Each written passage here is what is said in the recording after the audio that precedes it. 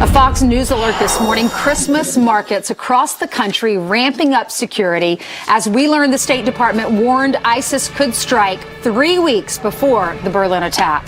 So what needs to be done to stop terrorists from carrying out their plots? Here to weigh in, we've got the president of the American Islamic Forum for Democracy and retired U.S. Naval officer, Dr. Zuhdi Jasser. Dr. Jasser, good morning to you. What do you make of this? It's all terror, obviously, but let's start with the Berlin Christmas market attack. Obviously a soft target. It sounds like this guy hijacked this semi full of steel beams and drove at 40 miles per hour with the lights off last night through hundreds of people gathered to celebrate Christmas there. Well, it's obvious to those of us who've been working for reform for decades that the problem is not the final step where they go operational. You just can't predict it. That's why on Dabik magazine, Rumiyya magazine, the magazine for ISIS, they tell them to find soft targets, to use non-conventional weapons like vehicles and knives and things, because they want that moment of surprise where they attack Christians, Jews, and other targets of their religious war. So how do you find this? You shift the axis of discussion in this country on security from violent extremism to violent Islamism. It's the global jihad stupid should be our mantra. These are jihadis before they become militant jihadis.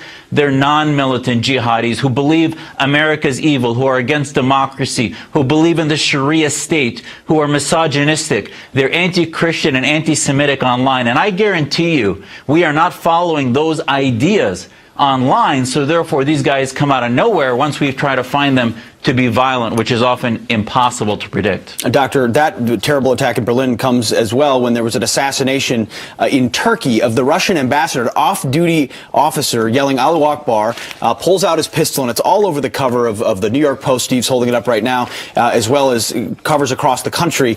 Yells Allahu Akbar and shoots him in the back, assassinating him, trying to fracture even further relations between Turkey and Russia, which were difficult and have thawed. But it's the same strand of jihad at some level. Should they have seen that coming? How do we anticipate those types of things?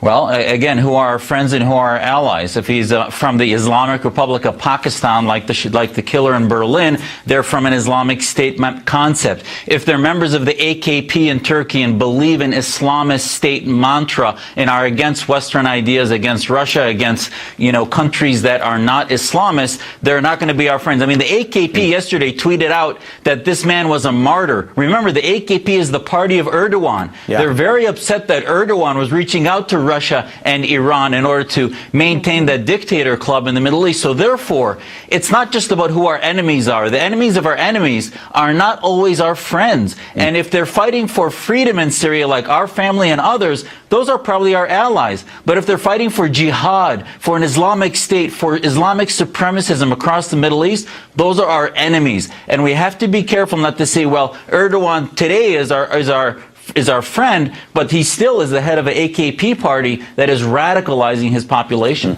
Dr. Jasser, the State Department issued a warning to Americans. They said that this happened 3 weeks ago. The Department of State alerts U.S. citizens to the heightened risk of terrorist attacks throughout Europe, particularly during the holiday season. U.S. citizens should exercise caution at holiday festivals, events, and outdoor markets. How did they know that something like this? Were there warnings that they were seeing, and that was their way of warning all of us to be very careful and vigilant?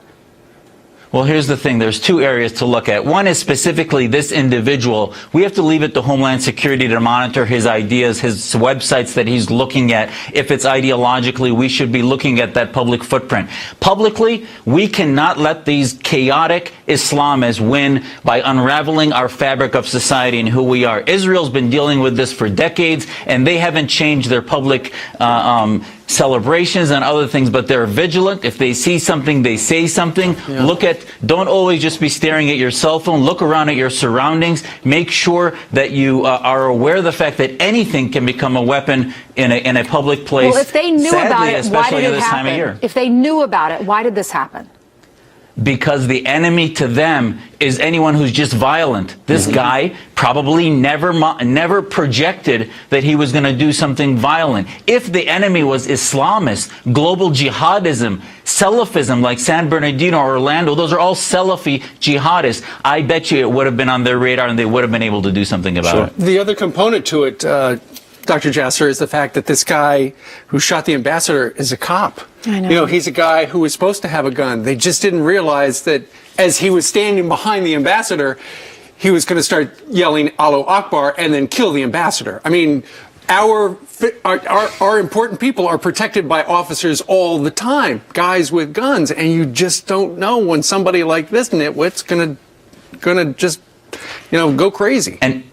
And we saw this in the Cold War. So many of the infiltrators working for the Soviets against us were within our security apparatus. Yeah. Islamists are within it. The Orlando shooter was a security guard. Many of these folks already have clearances that are working within, but they hate the country that they're in because they're Islamists who don't believe in our contract of society based in secular liberalism, which is the war that we're fighting. Ultimately, Doctor, you're talking about allegiance. If there's no allegiance to the country you're in, you're just in that country. Well, thank you very much for providing a lot of clarity for us this morning. Dr. Zuhdi Jasser, thank you. Appreciate it. Thank you. Terrible stories. It really is.